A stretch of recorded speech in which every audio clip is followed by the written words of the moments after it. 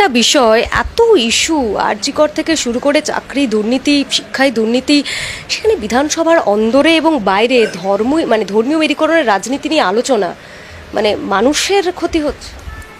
শুনুন, গোটা দেশটা আজকে একটা প্রবল সংকটের মুখে আছে।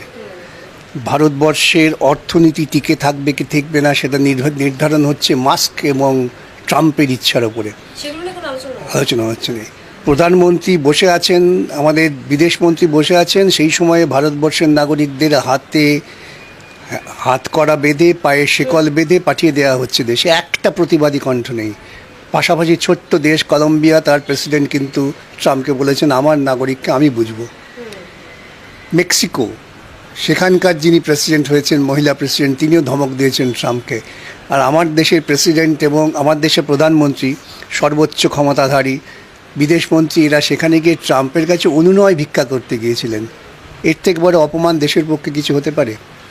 আজকে শেয়ার মার্কেটে ধস, মানুষের জমিয়ে রাখা গরিব মানুষের পয়সা, পেনশনারদের পয়সা উধাও হয়ে যাচ্ছে। আর তখন প্রধানমন্ত্রী তিনি গিয়ে আম্বানির সাজানো চিড়িয়াখানায় সিংহের সঙ্গে বাক্যালাপ করছেন। এই যে দেশের এই ব্যাপক সংকট, এই সংকট থেকে মানুষকে ভুলিয়ে রাখবার জন্য সবচেয়ে বড় সুরসুরির জায়গা হচ্ছে ধর্ম। ঠিক এই কাজটাই ব্রিটিশরা করেছিল। যখন ব্রিটিশ সাম্রাজ্যবাদের বিরুদ্ধে মহাবিদ্রোহ শুরু হলো, সিপাহী বিদ্রোহ থেকে শুরু করে টানা যে সংগ্রাম হয়েছে, সেই সমস্ত সংগ্রামকে ব্রিটিশরা বারবার পর্যুদস্ত করেছেন হিন্দু মুসলমান করে, এবং তারাই জন্ম দিয়েছেন আরএসএস এবং মুসলিম লীগের।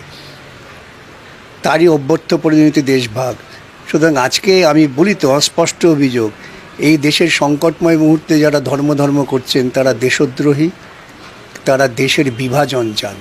আচ্ছা, একদমই ব্রিটিশ আমলের কথা আপনি বললেন। এই ব্রিটিশদের বিরুদ্ধে আন্দোলনে বাংলার তো ভূমিকা খুব গুরুত্বপূর্ণ ছিল। আজকেও যে ধর্মনিরপেক্ষতার কথা আপনারা বলেন, আজকেও বাংলা থেকে আরও একজন ধর্মনিরপেক্ষতার কথা বলছেন, মমতা ব্যানার্জি বলছেন যে এইভাবে নির্দিষ্ট কোনো ধর্মকে অপমান করা ঠিক না।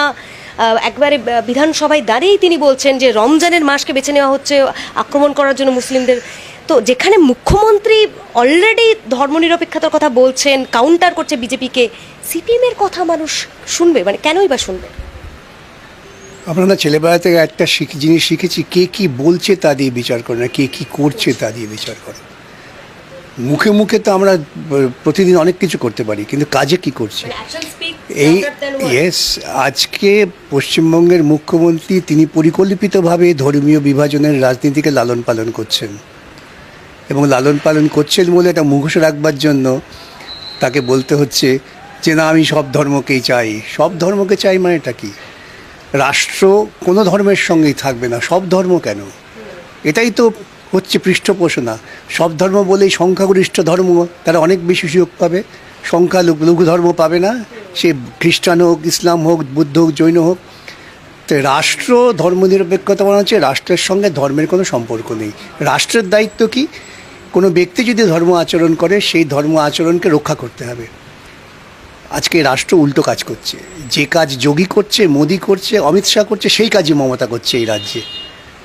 কাজ দিয়ে দেখুন, কথা দিয়ে নয়। একটা প্রশ্ন বিকাশবাবু, মানে রাজনৈতিক মহলে একটা প্রশ্ন খুবই মাথাচাড়া দিচ্ছে যে অভিষেক ব্যানার্জি তিনি কি বিজেপিতে যাবেন? মানে একনাথ শিন্ডে মডেল কি বাংলাতে দেখা যাবে? সে আমি বলতে পারবো না, কিন্তু আমার মতে বিজেপি আর তৃণমূলের মধ্যে কোনো পার্থক্য নেই। যা পার্থক্য হচ্ছে এটা পর্দার পার্থক্য, বা আমি বলি শ্বশুর বাড়ি বাপের বাড়ির পার্থক্য, আর সেটা কোনো পার্থক্য। চার্জশিটে যে একটা জনৈক অভিষেক ব্যানার্জির নাম, সে থেকেই অনেকে বলছে যে আমন্ত্রণ পত্র আসলে না, সে কে কী বলছেন, অন্য কী বলছেন তা নিয়ে আমি মন্তব্য করি না। আমি আমার কথা বলতে পারি। আমার কাছে পরিষ্কার বক্তব্য হচ্ছে, বৃহত্তর রাজনৈতিক ক্ষেত্রে তৃণমূল বিজেপির কোনো মৌলিক পার্থক্য নেই।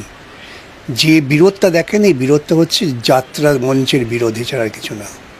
কিন্তু একটা কথা তো মানবেন যে ইস্যু তৈরি করার ক্ষেত্রে কোথাও গিয়ে এখন প্রধান বিরোধী দল যেটা অনেকটাই সার্থক হয়েছে। আজকে সত্যিই তো এই ধর্মীয় মেরুকরণ নিয়েই তো আলোচনা হচ্ছে সর্বৈবভাবে। চিরকালই মানুষের সবচেয়ে দুর্বল জায়গা হচ্ছে ধর্ম।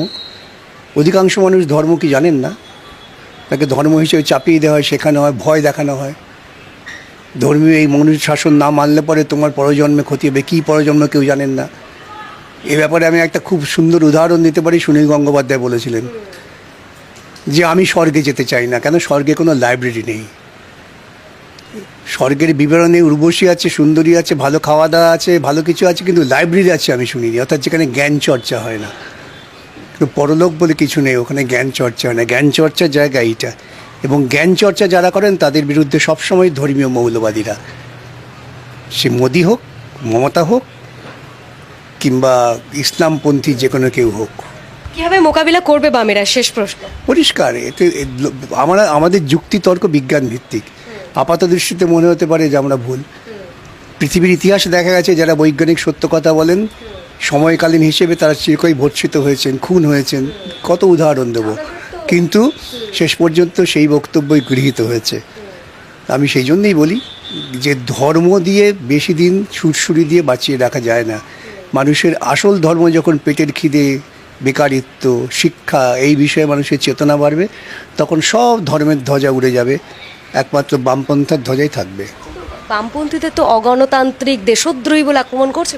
খুব ভালো তো, আমরা তো বলতে চাই যে আমরা দেশদ্রোহী না ওরা দেশদ্রোহী। আমি তো বলছি ওরা দেশদ্রোহী, ওটা পাল্টা দিন। আমার পোস্টে বলেছি দেশের প্রধানমন্ত্রী সবচেয়ে বড় দেশদ্রোহী। যে প্রধানমন্ত্রী নীরবে থাকেন, তার দেশের মানুষকে যখন বিদেশ থেকে খাঁচাবন্দি করে পাঠিয়ে দেওয়া, একটা প্রতিবাদ করেন না, এটা দেশদ্রোহিতার লক্ষণ, দেশপ্রেমের লক্ষণ না।